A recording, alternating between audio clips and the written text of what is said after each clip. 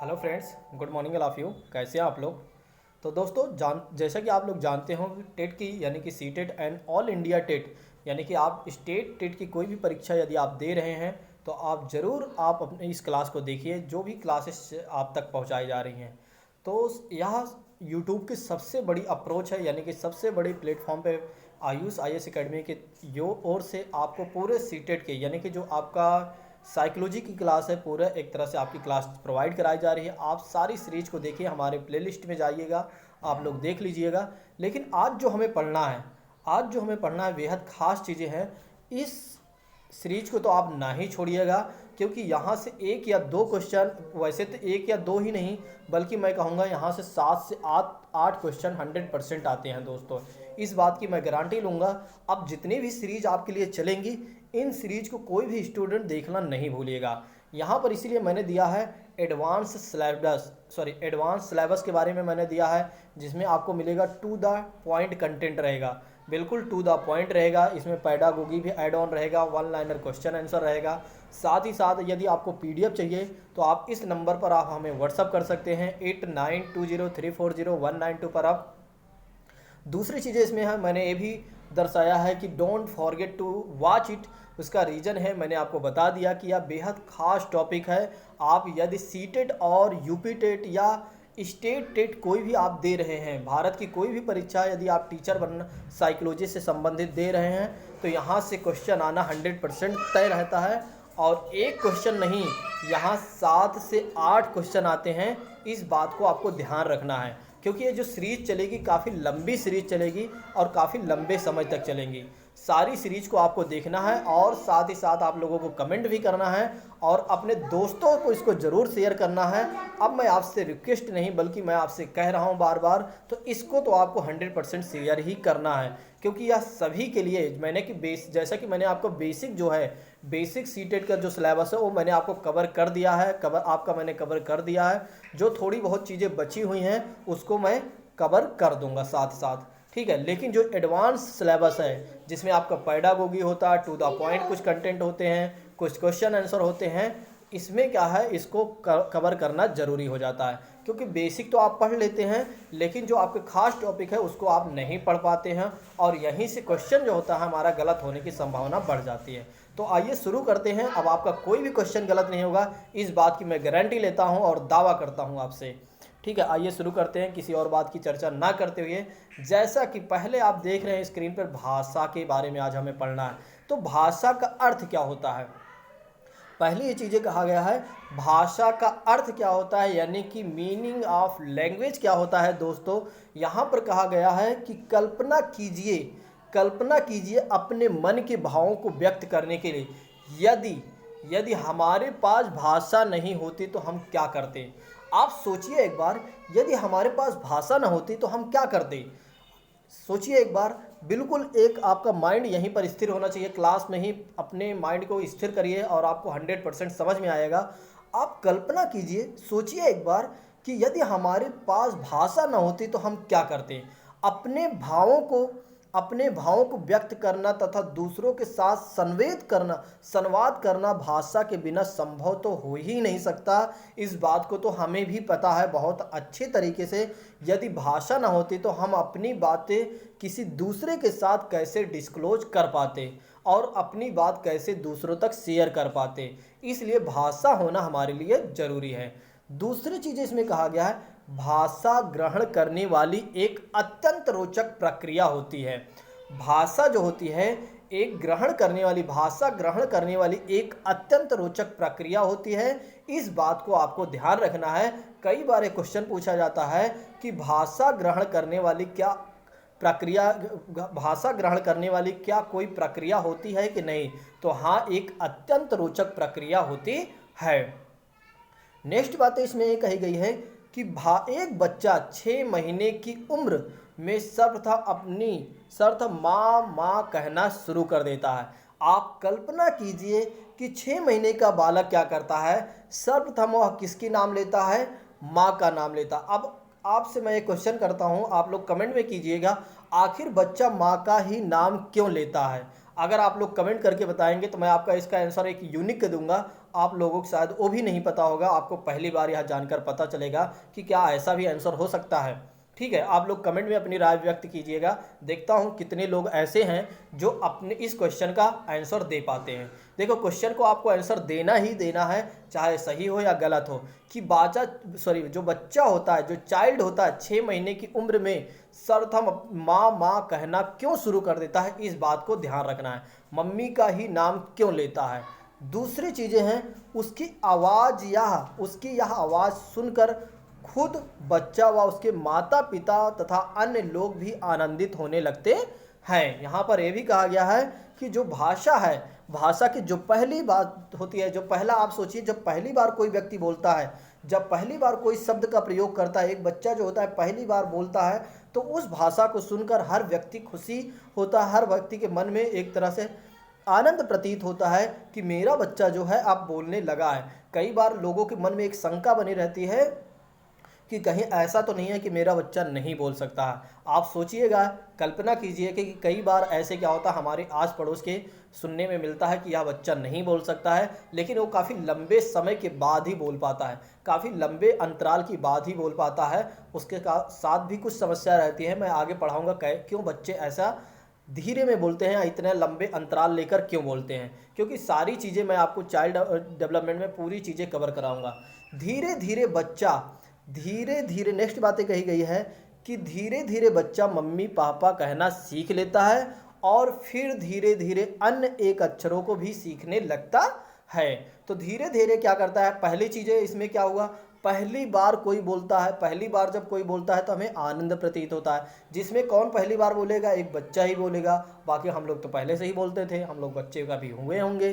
ठीक, नेक्स्ट बातें आती हैं कि आवश्यकता बताने आदि के लिए 2 या 2 से अधिक की शब्दों की भी तुलना करने लगता है। यहाँ पर एक चीज़ यह भी ध्यान देने वाली बात है कि आवश्यकताओं को बताने के लिए 2 या 2 से अधिक शब्दों की भी तुलना करना सीख जाता है। कौन सीख जाता है, बालक सीख जाता है। किसके माध्यम से, भाषा के माध्यम से। भाषा का अर्थ क्या है, भाषा का अर्थ ये होता है, आपको यदि एक ही बात में बताना है तो भाषा का मतलब होता है हम अपनी बात दूसरे व्यक्ति के साथ शेयर करना ही भाषा का एक तरह से अर्थ होता है। यदि भाषा ना होती तो हम अपने भावों को व्यक्त कर ना पाते, जिसके कारण क्या हो जाता, हम एक तरह से पशु के समान भी बन सकते हैं। ठीक है, बन जाते। नेक्स्ट बातें आती हैं, अब यहीं पर भाषा को एक तरह से हमारे एक तरह से हिंदी जगत के कुछ लेखक हैं, इन्होंने बहुत अच्छे से दर्शाया है भाषा के बारे में। जैसे डॉक्टर बाबूराम सक्सेना जी ने, इन्होंने भाषा के बारे में बताया है। इन्होंने कहा है कि जिन ध्वनि चिन्हों द्वारा मनुष्य परस्पर विचार विनिमय करता है। विचार विनिमय मतलब एक्सचेंज, यानी कि अपनी बात को दूसरे बात से कहना और दूसरा वाला व्यक्ति पहले व्यक्ति से, यानी कि ए वाला व्यक्ति क्या करता है, बी वाले व्यक्ति के साथ क्या करता है, विनिमय करता है, यानी कि एक्सचेंज करता है। ये अपनी बात इससे कहता है और ये अपनी बात इससे करता है, यानी कि एक आदान प्रदान करता है। ठीक है, तो कहा गया है, इन्होंने कहा है कि जिन ध्वनि चिन्हों द्वारा मनुष्य परस्पर विचार विनिमय करता है, उसकी जो समष्टि रूप होता है उसे हम भाषा का नाम देते हैं या उसे हम भाषा कहते हैं। तो भाषा किसे कहा जाता है, डॉक्टर बाबूराम सक्सेना जी द्वारा इन्होंने बताया है कि जिन ध्वनि चिन्हों द्वारा मनुष्य क्या करता है, अपने विचार विनिमय करता है, अपने विचारों को प्रकट करता है और एक्सचेंज करता है, उसके समष्टि रूप को क्या कहा जाता है, भाषा कहा जाता है। फिर इसके बाद कहा है सुमित्रा नंदन पंत जी ने, जो कि बहुत अच्छी लेखिका थी। इन्होंने क्या कहा कि भाषा क्या है, संचार का नादमय चित्र है। नादमय चित्र है, ध्वनि स्वरूप है, ध्वनिमय स्वरूप होती है, विश्व की हृदय तंत्री झंकार होती है और इनके स्वरों में भाषा की क्या होती है, अभिव्यक्ति होती है। कौन कह रहा है, सुमित्रानंद पंत जी। तो आप चाहो तो सिर्फ एक ही लोगों को याद रखना है, याद रखना चाहो तो रखो। ये परीक्षा के लिहाज से इतना ज़्यादा इम्पोर्टेंस नहीं रखता है, लेकिन भाषा के अर्थ को समझाने के लिए मैंने एक लेखिका और एक लेखक को यहाँ पर दर्शाने का प्रयास किया था, ताकि आपको बहुत अच्छे तरीके से समझ में आ जाए। नेक्स्ट बातें कही जा रही हैं कि भाषा का आखिर महत्व क्या है, भाषा की इम्पोर्टेंस क्या है। दोस्तों, भाषा का महत्व क्यों है, भाषा भाषा का ऐसा क्या महत्व है, क्यों हमें जानना जरूरी है, क्यों भाषा का जरूरी है। ठीक है, आइए जानते हैं। मनुष्य के जीवन को विकासोन्मुखी बनाने के लिए, मनुष्य को अपने विकास को बनाने, मनुष्य को विकास बनाने के लिए यानी विकास करने के लिए हर पल भाषा की अत्यंत आवश्यकता होती है। पहली विशेषता तो ये भी मानी जाती है। देखो, अगर मनुष्य को अपना विकास करना है तो भाषा की तो ज़रूरत है ही। आप देखते हो जो लोग क्या होते हैं, एक तरह से विकलांग होते हैं, जैसे कि गूंगे होते हैं, उनके विकास में कहीं ना कहीं बाधा उत्पन्न रहती है, क्योंकि जब तक उनको समझने वाला व्यक्ति नहीं मिल पाएगा तब तक उनकी विकास नहीं हो पाएगा। ठीक है, इसीलिए भाषा जो है हमारे विकास के लिए सबसे ज़रूरी है। पहला महत्व यह कहा जा रहा है। दूसरी चीज़ें इन्होंने कहा है कि मनुष्य के जीवन में यदि भाषा का जन्म नहीं हुआ होता तो हमारा जीवन जो होता, जो मनुष्य होता, वो मनुष्य पशु की भांति होता। किस तरह होता? मनुष्य किस तरह होता है? मनुष्य जो होता पशु की भांति अपने जीवन व्यतीत कर रहा होता।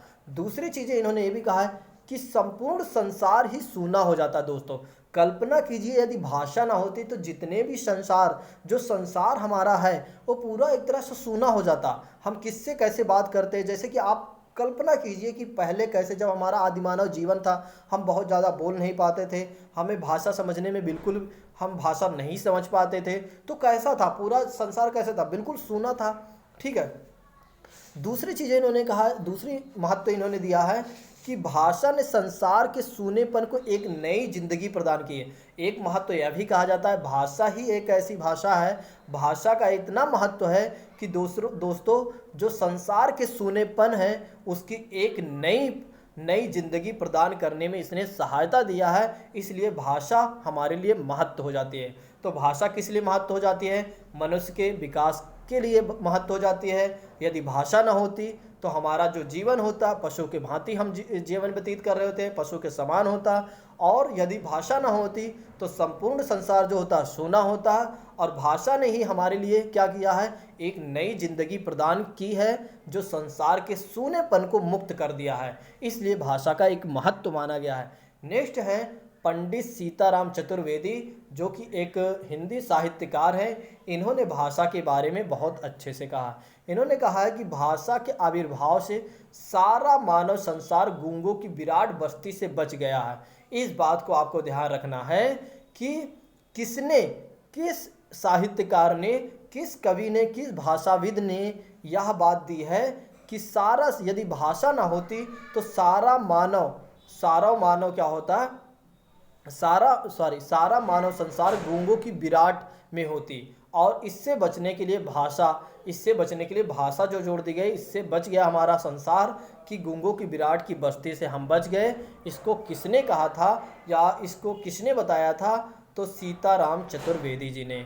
दूसरी बातें आती हैं कि भाषा की आवश्यकता अथवा महत्व क्यों है। दोस्तों, आइए हम जानते हैं और बातें, हमारे लिए क्यों भाषा आवश्यक है। इन तथ्यों के आइए हम जानते हैं, इन तथ्यों के माध्यम से। पहली चीज़ें इन्होंने कहा है कि देखो, भाषा जो है सुसंस्कृत नागरिक निर्माण करने के लिए, नागरिकों का एक तरह से निर्माण करने के लिए भाषा क्या रखती है? महत्व रखती है। दूसरी चीज़ यह है, हमें विचार विनिमय के लिए भी यह सहायता प्रदान करती है। हम अपनी बातों को एक तरह से प्रकट कर पाते हैं, आदान प्रदान कर पाते हैं। भाषा का ही एक माध्यम है, भाषा ही एक ऐसा माध्यम है। नेक्स्ट बातें इन्होंने ये भी कहा है कि हमने बताया है कि ज्ञान की वृद्धि के लिए भी भाषा एक महत्व है, क्योंकि यदि हमें अपने ज्ञान में वृद्धि करना है तो भाषा आना जरूरी है। आप जानते हो एक तरह से दोस्तों, यदि हम सिर्फ हिंदी के व्यक्ति हैं, हिंदी के विद्यार्थी हैं, तो सिर्फ हमें हिंदी के माध्यम से ही हमारा ज्ञान अर्जित हो पाता है। और यदि हम कई भाषाओं में हमें यदि ज्ञान है, तो कई भाषाओं में यदि हमें जानकारी है तो हमारे पास अपार ज्ञान होता है। ठीक, नेक्स्ट बात आती है कि भाषा के घटक क्या हैं। भाषा कंपोनेंट्स ऑफ लैंग्वेज क्या होती हैं? कंपोनेंट्स ऑफ लैंग्वेज क्या होती हैं? हमने क्या किया है, इन्होंने बताया है कि मनोभाषा विज्ञानियों ने क्या किया है, हमें अध्ययन के दृष्टिकोण से भाषा को 5 घटकों में बांट दिया है। पहला बातें इन्होंने कहा है कि हमने क्या किया है, ध्वनि विज्ञान में बांटा, जिन्हें बोला जाता है फोनोलॉजी। तो फोनोलॉजी आपको याद रखना है, स्पेलिंग आपको याद रखना है भाई दोस्तों, क्योंकि एक क्वेश्चन पूछा जाता है कि फोनोलॉजी क्या होती है। तो फोनोलॉजी ध्वनि विज्ञान होती है। ध्वनि विज्ञान की एक तरह से इंग्लिश शब्द है। नेक्स्ट बातें कही जा रही हैं अब इसी में कि जो ध्वनि विज्ञान क्या होता है। प्रत्येक भाषा को अपनी ध्वनि प्रणाली यानी कि फॉर्म्स के माध्यम से फॉर्म होती है, इसमें संयुक्त सार्थक शब्द निर्मित किए जाते हैं। यानी कि हम क्या करते हैं, ध्वनि के माध्यम से क्या करते हैं, अपनी बातों को कहते हैं, क्योंकि इसमें संयुक्त जितने भी अक्षर, आप जैसे मैं आपसे बात कर रहा हूँ तो ऐसा तो है नहीं मैं एक एक शब्द को बोल रहा हूँ, बल्कि क्या कर रहा हूँ, कई शब्दों को एक साथ जोड़कर हम आपसे बात करने का प्रयास कर रहे हैं, मैं आपसे बात करने का प्रयास कर रहा हूँ, तो ये क्या हो गया, ध्वनि विज्ञान हो गया। नेक्स्ट बात आती है कि रूप विज्ञान, मॉर्फोलॉजी। मॉर्फोलॉजी किसे कहा जाता है, रूप विज्ञान। इसमें कहा गया है कि इसका आशय उन नियमों से होता है जिनके द्वारा ध्वनि के आधार पर सार्थक शब्द निर्मित किया जाते हैं। देखो इसमें क्या होता है, जो मैं आपसे बात कर रहा हूं दोस्तों, अभी तो मैंने आपसे क्या बोला, जब मैं आपसे बात कर रहा हूं तो संयुक्त सार्थक शब्दों को जोड़ रहा हूं, लेकिन रूप विज्ञान में क्या, ध्वनि के आधार पर हम सार्थक शब्दों का प्रयोग करेंगे, ना कि निरर्थक शब्द। निरर्थक शब्द कैसे होता है, जैसे कि आपने डीजे में सुना होगा, डीजे की जो ध्वनि होती है बिल्कुल निरर्थक ध्वनि होती है, जैसे धम, ऐसी आवाज़ निकलती है जिसका कोई मतलब ही नहीं होता है। तो सार्थक शब्द वे शब्द होते हैं जिनका कोई ना कोई अर्थ होता है, उसे सार्थक शब्द कहते हैं। जैसे कि हम आप लोग बात करते हैं, ठीक है, जैसे किसी का नाम है, ठीक है, जैसे भारत, भारत क्या है, एक सार्थक शब्द है क्योंकि इसका कोई ना कोई मतलब है। और निरार्थक शब्द क्या होते हैं, निरार्थक शब्द वे शब्द होते हैं जिनका कोई अपना अर्थ नहीं होता, जैसे डीजे की आवाज़ देख सकते हैं। नेक्स्ट बात ये आती है शब्दार्थ विज्ञान, यानी कि सेमेंटिक्स की बात की जाती है। नेक्स्ट घटक हमारा क्या है, भाषा के सेमेंटिक यानी कि शब्दार्थ विज्ञान की बात की जा रही है। इसमें कहा जा रहा है, इसका आशय होता है कि शब्दों एवं वाक्यों के माध्यम से अर्थ व्यक्त करते हैं। जैसे हम क्या करते हैं, जैसे कुत्ता बोलते हैं तो इसका अपना एक अर्थ होता है, सेब एक फल का नाम है, इसका अपना अर्थ होता है। यानी कि एक तरह से किसी चीज़ को हम दर्शा सकते हैं इन्हीं माध्यमों से। शब्द जैसे ही हम कुत्ते की आवाज़, जैसे हमने कुत्ता बोला, हमारे माइंड में एक कुत्ता बन गया, कुत्ता शब्द हमारे जैसे ही निकला माइंड में कुत्ता बन गया। सेब बोला, हमारे माइंड में सेब बन गया। तो वही हो गया शब्दार्थ विज्ञान। आप सिर्फ इतना भी समझ सकते हो। आपको जो ध्यान रखने वाली बातें हैं दोस्तों, इस इंग्लिश शब्द को मत भूलिएगा। अगर आप इंग्लिश शब्द भूलते हैं तो आपका एक क्वेश्चन 100% गलत हो जाएगा। बिल्कुल भी आप इसमें मजाक मत करिएगा। अब नेक्स्ट बातें आती है, नेक्स्ट घटक है, चौथा घटक है वाक्य विन्यास, जिसे बोला जाता है साइंटिक्स। इसका आशय क्या होता है, इसका आशय भाषा की संरचना से होता है। इसका आशय होता है भाषा की संरचना से होता है। ये वे नियम होते हैं जिनके आधार पर शब्दों को संयुक्त करके एक वाक्यांश या क्या करते हैं, वाक्य हम बना लेते हैं। वाक्यांश विन्यास क्या होता है, इसमें क्या होता है, वे नियम होते हैं जिनके आधार पर कई शब्दों को जोड़ते हैं और एक वाक्य के रूप में बन जाता है। जैसे वह जाता है, तो क्या हुआ, कई शब्द हमने जोड़ा और कई शब्द जोड़कर हमने एक वाक्य बना दिया। वह जाता है, वह खाता है, वह दौड़ता है, तो क्या हो गया, एक वाक्यांश बन गया दोस्तों। नेक्स्ट बातें आते हैं, दिखाई नहीं दे रहा है, हाँ, नेक्स्ट बातें आती हैं प्रैग्मैटिक्स। प्रैग्मैटिक्स क्या होता है, इसका तात्पर्य होता है, इसका तात्पर्य ऐसे नियम या ज्ञान से होता है जिसके आधार पर भाषा का क्या होता है, संप्रेषण हेतु प्रभावी ढंग से उपयोग किया जाता है। संप्रेषण मतलब कम्युनिकेशन, ठीक है, संप्रेषण किया जाता है, किसके माध्यम से किया जाता है, वो है प्रैग्मैटिक्स, जो प्रभावी ढंग से किया जाता है, जो हमारे लिए एक तरह से प्रभाव डालता है, ठीक है, उसे क्या कहा जाता है, प्रैग्मैटिक्स कहा जाता है। ठीक है, कुछ चीज़ों को आप चाहो तो इंटरनेट पे भी खोज कर सकते हो इसी क्वेश्चन। अब आइए जानते हैं भाषा के विचार के प्रकार क्या होते हैं। Types of thoughts in language क्या होता है दोस्तों, क्योंकि टाइप्स ऑफ थॉट्स लैंग्वेज जानना हमारे लिए बेहद खास इसलिए हो जाता है क्योंकि हमारे परीक्षा के लिहाज से ऐसे क्वेश्चन आते हैं। और किस में आता है, आप पेडागोगी में आता है, चाहे आप भारत की कोई भी टेट की परीक्षा की आप तैयारी कर रहे हो तब। तो भाषा में विचार के प्रकार क्या है। भाषा के विचार के दो प्रकार होते हैं। पहली बातें होती हैं शाब्दिक विचार होता है। शाब्दिक विचार क्या होता है, ये वे विचार होते हैं उन सूचनाओं से संबंध रखते हैं जो शाब्दिक रूप से भेजे जाते हैं। और शाब्दिक विचार निम्न प्रकार से हो सकते हैं। कौन कौन से निम्न प्रकार से हो सकते हैं? पहला मौखिक विचार के हो सकता है, दृष्टिगोचर के माध्यम से हो सकता है, और मौखिक दृष्टि विचार हो सकता है। इसमें कहा गया है कि शाब्दिक विचार के माध्यम से हम अपनी सूचनाओं को क्या करते हैं? आदान प्रदान करते हैं, जिसमें मैंने आपको बताया मौखिक विचार, फिर मैंने आपको बताया दृष्टि विचार, और तीसरा आपका है मौखिक दृष्टिगोचर। अब आइए जानते हैं कि मौखिक विचार क्या होता है। तो मौखिक विचार क्या होता है? जिनका आदान प्रदान बोलकर या सुनकर हम करते हैं, सुनकर करते हैं। जिन विचारों का हम आदान प्रदान करते हैं, या तो सुनकर करते हैं या बोलकर करते हैं, उससे क्या बोला जाता है? मौखिक विचार बोला जाता है। कल्पना कीजिए कि बालक का आपस में बातचीत करना, एक बालक और बी बालक के बीच में आपस में बातचीत करना क्या हो गया? मौखिक विचार हो गया। नेक्स्ट बातें आती हैं, दृष्टि विचार क्या होता है दोस्तों? दृष्टि विचार वो होता है, ऐसे विचार होता है जिन्हें बालक देखकर समझता है और वे दृष्टि विचार करते हैं। जैसे पोस्टर और चार्ट, हम क्या करते हैं? पोस्टर या किताब जो भी चीज़ें होती हैं उसको देखते हैं और अपने विचार को आदान प्रदान करते हैं। दूसरों को यदि हम समझाते हैं तो क्या करते हैं? किसी किताब को पढ़ लेते हैं, किसी पोस्टर, चार्ट या कई ऐसे माध्यम होते हैं जिनको हम देखकर पढ़ते हैं और फिर दूसरों को समझाते हैं। जैसे मैं आपको पढ़ा कैसे रहा हूँ? दृष्टिगोचर विचार के माध्यम से मैं आपको एक तरह से टीचिंग कर रहा हूँ। और आप भी जब टीचिंग करेंगे तो दृष्टिगोचर यानी कि मैं देखो स्क्रीन पर सारा कुछ लिखा हुआ है, उसी का समझाने का प्रयास कर रहा हूँ, ठीक है। और मौखिक विचार कब होता है? जब स्क्रीन पर कुछ भी ना होता, सीधे मैं आइडियो से मैं आपसे बात करता तब। नेक्स्ट बातें आती हैं दोस्तों कि मौखिक दृष्टि विचार होता क्या है दोस्तों? मौखिक दृष्टि विचार क्या होता है? ऐसे विचार होते हैं जिन्हें बालक देख और सुन तो सकता है। अब इसमें क्या हो सकता है? देख और सुन तो सकता है, लेकिन वह अपनी प्रतिक्रिया यानी कि रिस्पॉन्स नहीं दे सकता है।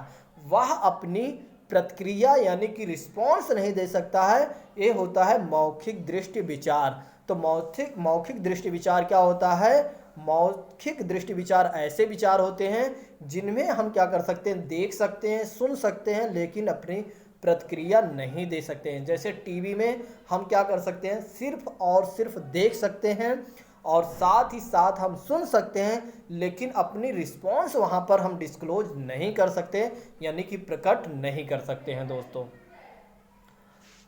नेक्स्ट बातें आती हैं लिखित विचार। सॉरी दोस्तों, एक मिनट।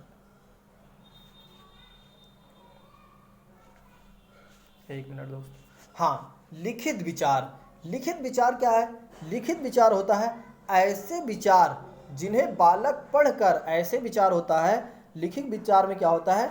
ऐसे विचार जिन्हें बालक पढ़ सकता है, यानी कि हम पढ़ सकते हैं अथवा लिखकर व्यक्त भी कर सकते हैं और समझ भी सकते हैं, उसे बोला जाता है पत्र, उसे बोला जाता है लिखित विचार। जैसे कि क्या होता है? हम पत्र के माध्यम से, जैसे हमें पत्र के माध्यम से क्या होता है?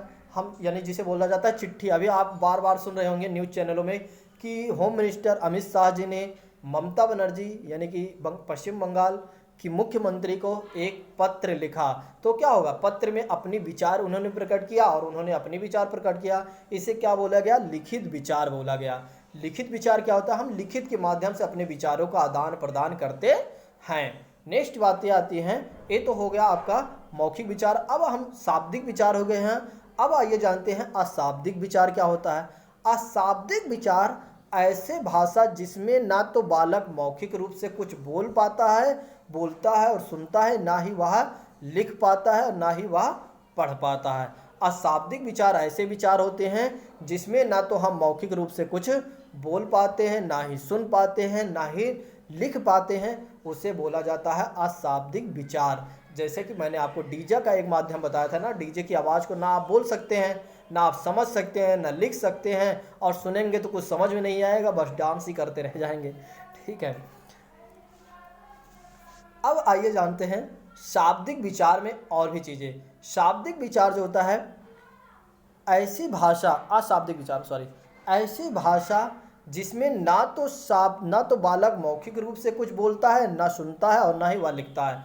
अब इसमें क्या होता है? शारीरिक भाषा, ऐसे भाषा जिसमें शरीर के भागों द्वारा विचारों का आदान प्रदान किया जाता है, उसे शारीरिक भाषा कहते हैं। तो शारीरिक भाषा वे भाषा होते हैं जिनमें हम शरीर के माध्यम से क्या करते हैं, अपने विचारों को आदान प्रदान करते हैं। जैसे कि हम हाथ के माध्यम से बताते हैं भाई कल आ जाना, ठीक है, परसों वहाँ चलना है। कई बार क्या होता है, जैसे कि बहुत ज़्यादा भीड़ रहती है, जहाँ पर बहुत ज़्यादा भीड़ रहती है, क्राउड एरिया में हम क्या करते हैं, अपने शारीरिक भाषा का ही उपयोग कर पाते हैं कि तुम उस स्थान पर मिलना, ठीक है, हम वहाँ आ रहे हैं। तो ऐसे कुछ होता है जो उसे बोला जाता है शारीरिक भाषा। नेक्स्ट बात आती है कूट भाषा।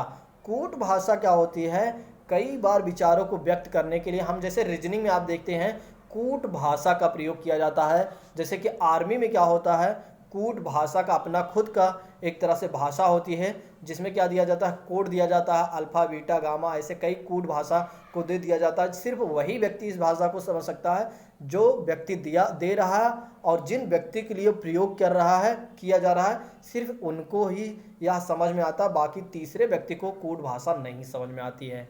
क्लियर दोस्तों? तो शायद आपको समझ में आया होगा। कल हम पढ़ेंगे भाषा एवं चिंतन के बारे में, लैंग्वेज एंड थिंकिंग के बारे में कल हम पढ़ेंगे। और आप लोगों से मैं रिक्वेस्ट करना चाहूँगा कि आप सभी लोग प्लीज़ अपनी राय प्रकट जरूर किया करें, जरूर करें। आज का जो आपका खास लेक्चर था, इस लेक्चर में तो आप अपनी राय जरूर प्रकट कीजिएगा, क्योंकि काफ़ी मेहनत पड़ती है। एक बार आप खुद सोचिए, इतना मेहनत करके आपके लिए क्लास बनाई जाती है, आप बिल्कुल भी राय भी नहीं प्रकट करते हैं, तो कितना एक तरह से शर्म की बात होती है कि हमें इतना भी समय नहीं मिल पाता है। बाकी समय तो हम नष्ट करते हैं, लेकिन क्या 2 मिनट अगर हम कमेंट में अपनी राय व्यक्त कर दें तो क्या सर के लिए अच्छा भी हो जाएगा, हमारे लिए भी अच्छा हो जाएगा? क्या हम इतना भी नहीं कर सकते हैं? और हमें एक तरह से इसमें कोई पैसा तो पे करना नहीं है कि हाँ हम कमेंट करेंगे तो हमें पैसा देना पड़ेगा, हम सब्सक्राइब करेंगे तो हमें पैसा देना पड़ेगा, हम शेयर करेंगे तो हमें पैसा देना पड़ेगा। ऐसा कुछ तो है नहीं। ऐसा जब कुछ है नहीं तो हमें क्यों ना ऐसा कर देना चाहिए कि ताकि हमारा भी मनोबल बना रहे और आपका मनोबल भी बना रहे, हमारा एक तरह से जुड़ाव आपस में और अच्छा बनता जाए। क्योंकि जब ज़्यादा लोगों की निर्भरता होती है तो क्लास क्या होती है, डेली बनाने के लिए एक तरह से अपने आप को प्रोत्साहन मिलता है, ठीक है, जो कि हमारे लिए भी खास नहीं बल्कि जितने भी यूट्यूबर जो यूट्यूबर टीचर होते हैं, आप ये समझिए कि बहुत मेहनत करते हैं वो लोग, ठीक है। आप ये मत सोचिए कि बस बिल्कुल ऐसे क्लास बनकर आपके सामने प्रकट हो जाती है, ऐसा बिल्कुल भी नहीं है। वे लोग बहुत मेहनत करते हैं, कम से कम 2 से 3 घंटा मेहनत करते हैं, तब आप तक क्लासेस पहुंचाते हैं, और आप लोग क्या करते हो, देखकर साइड हो जाते हो, बस अपनी कोई राय भी नहीं प्रकट कर। इसलिए लोग बार बार बोलते हैं भैया प्लीज़ आप लोग सब्सक्राइब कर लो, आप लोग शेयर कर दो, आप लोग लाइक कर दो, क्योंकि उनके पास और कोई माध्यम भी नहीं है आपको समझने के लिए और अपने आप को जानने के लिए। तो दोस्तों आज के लिए बस इतना रखते हैं। Thank you so much. जय हिंद दोस्तों।